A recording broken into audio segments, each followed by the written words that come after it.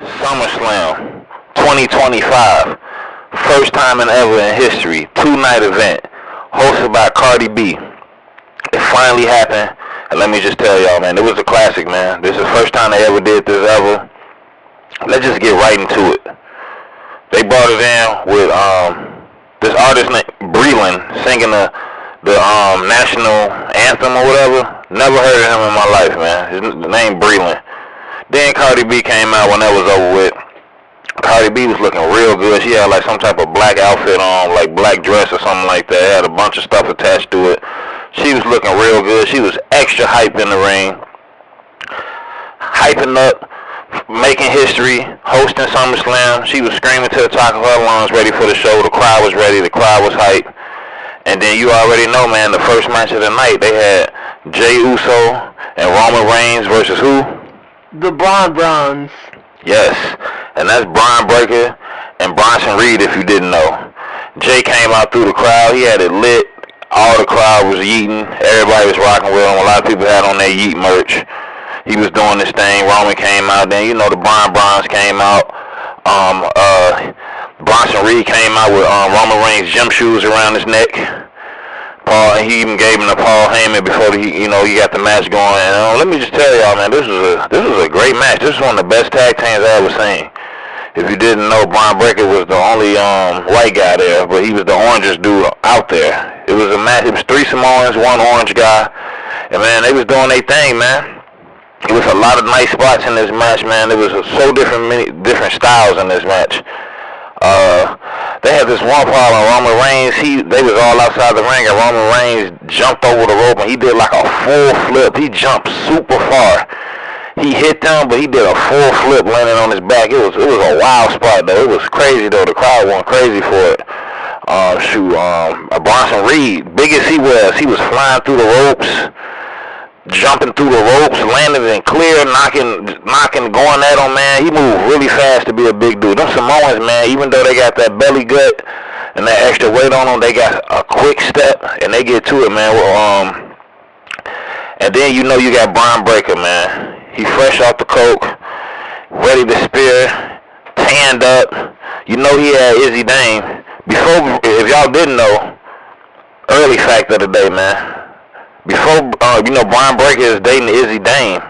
And before he was with Izzy Dame, your boy Brian had Cora Jade. So, Brian Breaker got a good taste in women, man. He doing his thing out there. He doing his thing. And he was extra wild, hyped up, orange. He got this one part of the match, man. He was getting so hyped up. His straps was already down. He pulled his straps off early in the match. And then he put his straps back up, just to take him back down again. Just wow, man. Brian Breaker be doing some wild stuff, man. Brian Breaker is crazy. Roman Reigns got a little bit of revenge on him, though. He was able to spear Brian Breaker through the barricade. It was a great match, man. It was a real good match. Jey Uso, though, he came through throwing out super kicks, catching them with spears, and hit that Uso fall splash. And got that win. Roman Reigns and Jey Uso beat the Brons, man. What did you think about that match?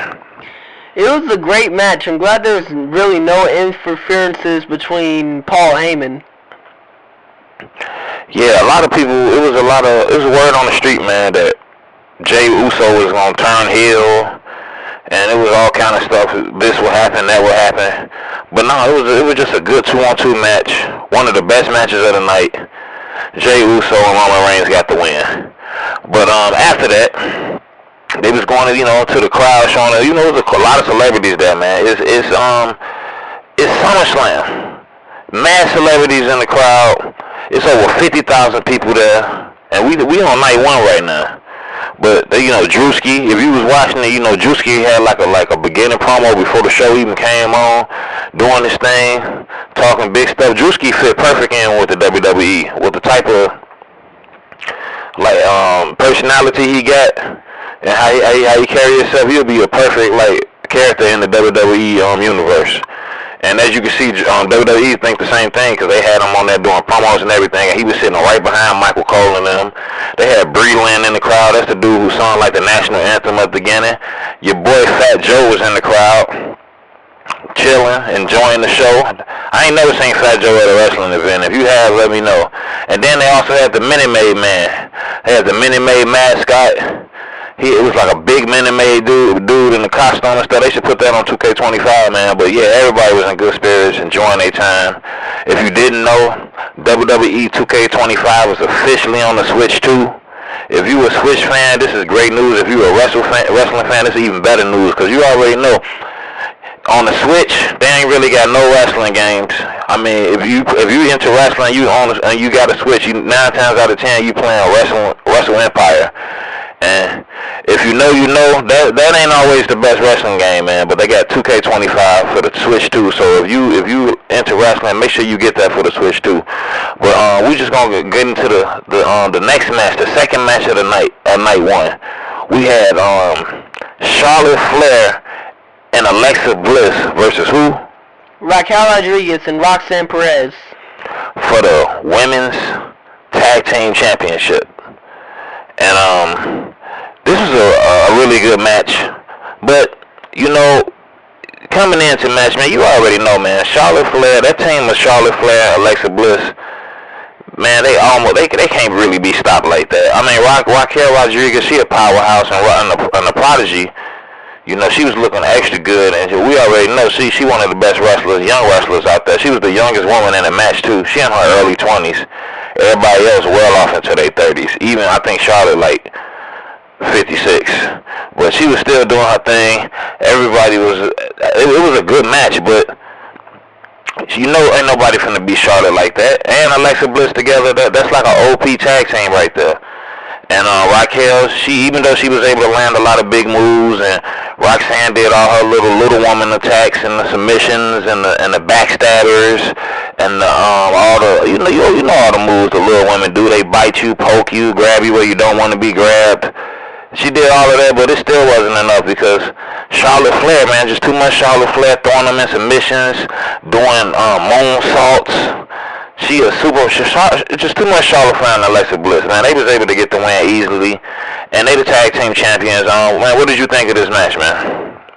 I'm honestly glad to see that Alexa Bliss and Charlotte Flair are champions now.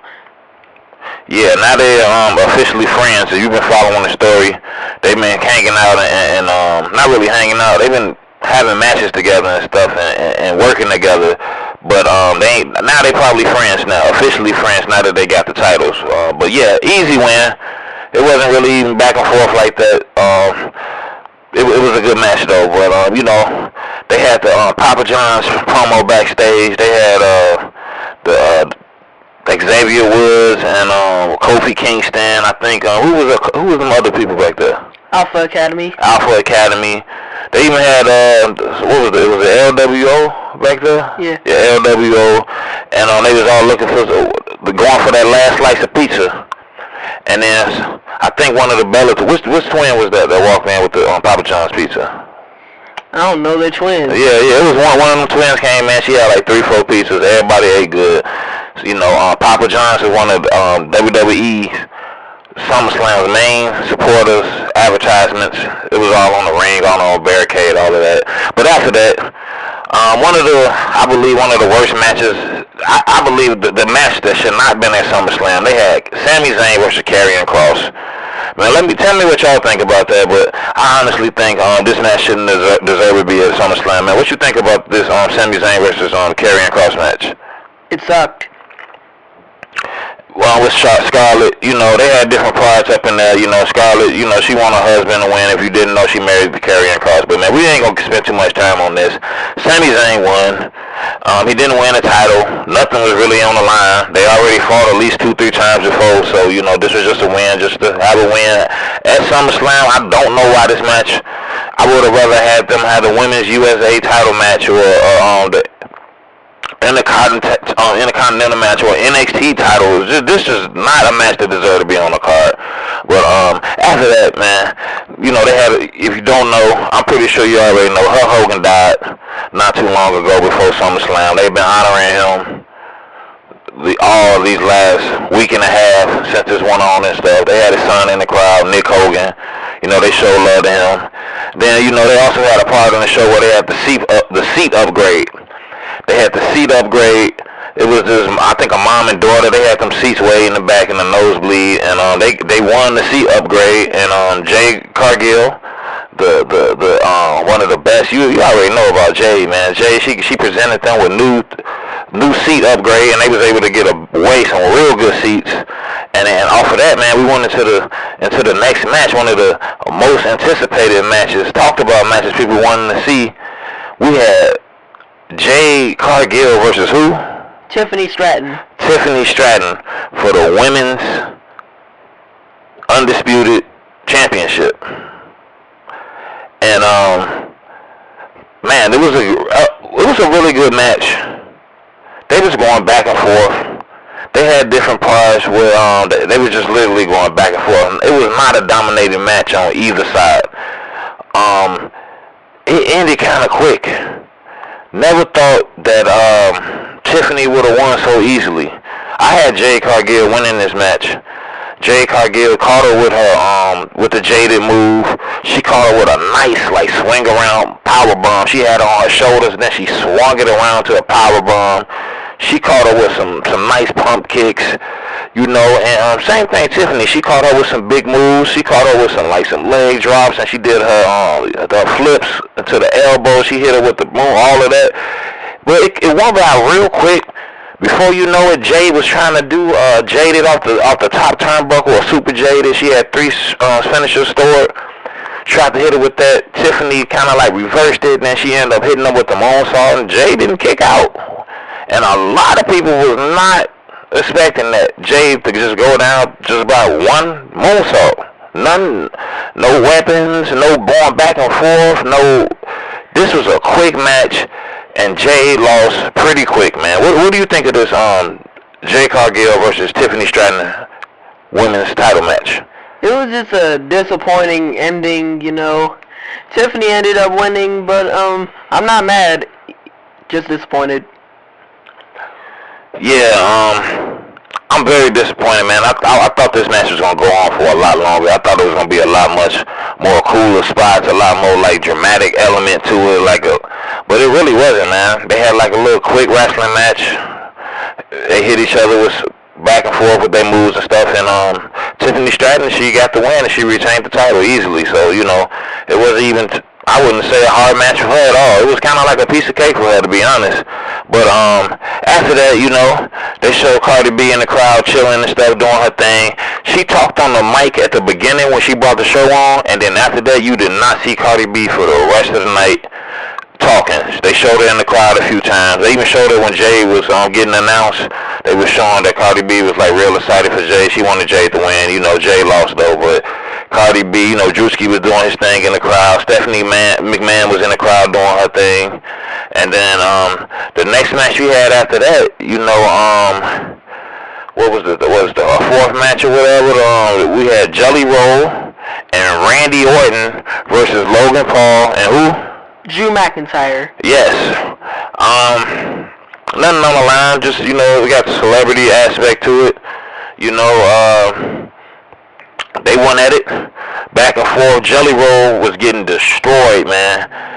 He got knocked through it. Logan Paul jumped off the turnbuckle, hit him with that frog splash through the table. He had 2 primes in his hand. Caught Jelly Roll lacking. Jelly Roll was completely out of it. They trying to help him out. They had to damn near walk him out the damn arena and all that. It was just getting crazy. Jelly Roll, his wife was there. She looked like she was about to cry. Randy was pretty much getting double teamed against Logan and Drew McIntyre. And then all of a sudden, Jelly Roll, man, he must have ate a donut or something, and he got that energy back. Turned back around, got in the match, started knocking out Logan Paul, started going at Drew McIntyre, doing this thing, man. And Jelly Roll, he had that jelly aspect of his thing, but it wasn't enough, man. You already know, man. Jelly Roll can't beat no damn Logan Paul. Jelly Roll can't beat Drew McIntyre. This was basically a 2-on-1. Jelly Roll really didn't contribute nothing to this. He had a couple of moves he landed, but it was nothing big like that. He got his ass claymore, and after that, it was pretty much over.